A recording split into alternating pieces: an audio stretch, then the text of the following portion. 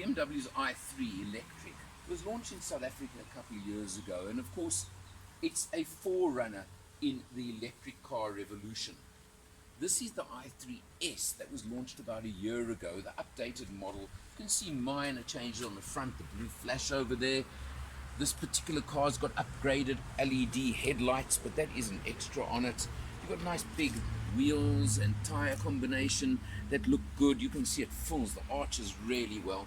The i3, of course, having the unusual suicide back door that opens that way, and you can see over here it gives you a little fair bit of space in the back, but quite a climb up to get into the back seat and your head under here. So I wouldn't say it's the easiest one to get into the back.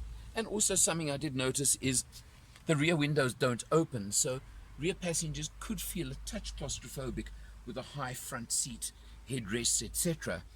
But I would say this is not really a car for long distance commuting anyway in my book, so I don't know if it is actually a problem in any way whatsoever. It's pretty spacious here for me with the driver's seat set for myself as always. But of course the real point of the i3 is this here.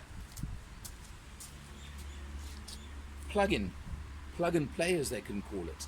Works with this charger unit, of course, through to the transformer and to a normal household plug.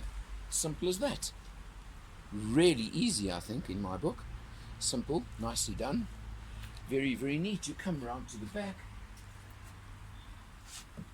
Pretty high up, but at least you haven't got an edge to load over to a nice fair-sized boot, I suppose, for a vehicle of this sort. And of course your battery packs, etc. are underneath there, so we're not going to even look at that right now. This is the 102 amp hour version, as they call it, which means it has got a much bigger battery, and that does definitely give you more range on pure electric than you had previously. This car's got lots of extras, lots of features. We're going to check it out inside and on the road. One of the greatest features of an electric car is the acceleration, the instant response. Look at this away from a green robot. I'm not even actually putting my foot down in any way, but I think you can get the picture of exactly how responsive the electric engine is. Of course, the fact you're not shifting gears or anything else like that just makes this absolutely amazing.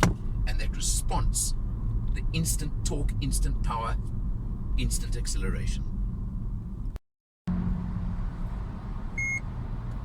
Of course, the electric power is not only incredible when you're pulling away from a robot.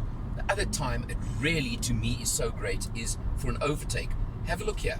I'm doing just on 100 kilometers an hour. I'm going into the next lane. I'm on the highway and I put my foot down to overtake, and look at this instant response up to just over 120 for the most incredibly safe overtake you could ever want.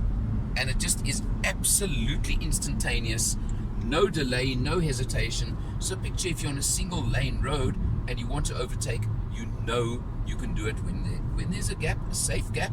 You know this car will respond quickly enough to make it absolutely safe for you. Usually I'd start by showing you fuel consumption, but of course I'm not going to show you that on this one. But what I can show you is the range now is 212 kilometers. Now there is some regenerative charging, which you can see on the dash over there, at that top line there. So when you're driving, braking, etc., there is a bit of extra charge. I would say you could quite safely look at a range of 250 or more even on this car. So not bad at all. Of course, the other thing is there's no gearbox as such, but if you look here, there's where you press to start the motor, and you simply flick this up for drive, down for reverse, and that's how you change gear, shall I call it. Beyond that, you've got your multifunction steering wheel, pretty standard, isn't it?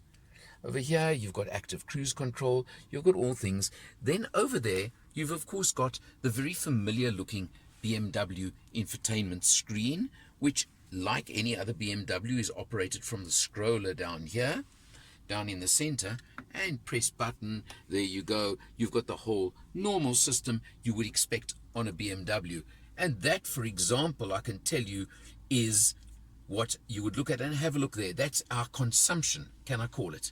16.8 kilowatt hours per 100 kilometers.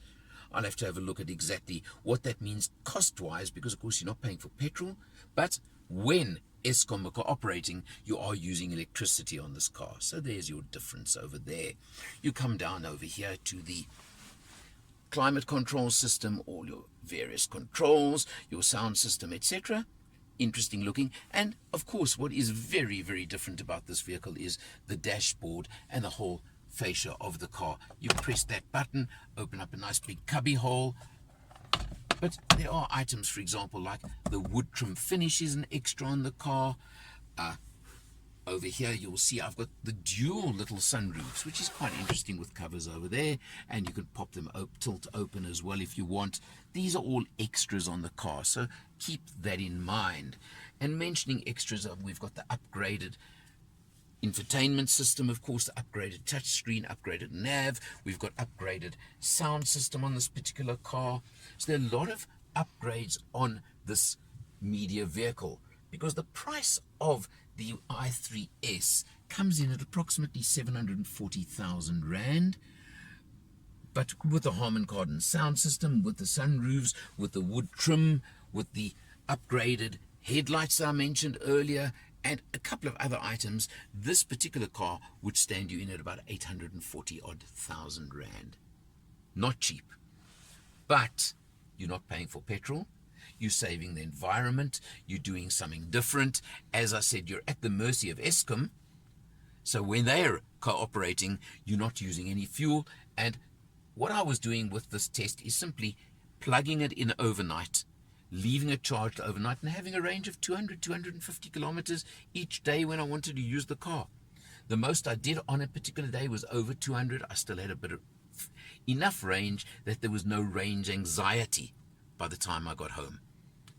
I wouldn't say it's a car for going on holiday. I wouldn't say it's a car for even traveling with 4 people.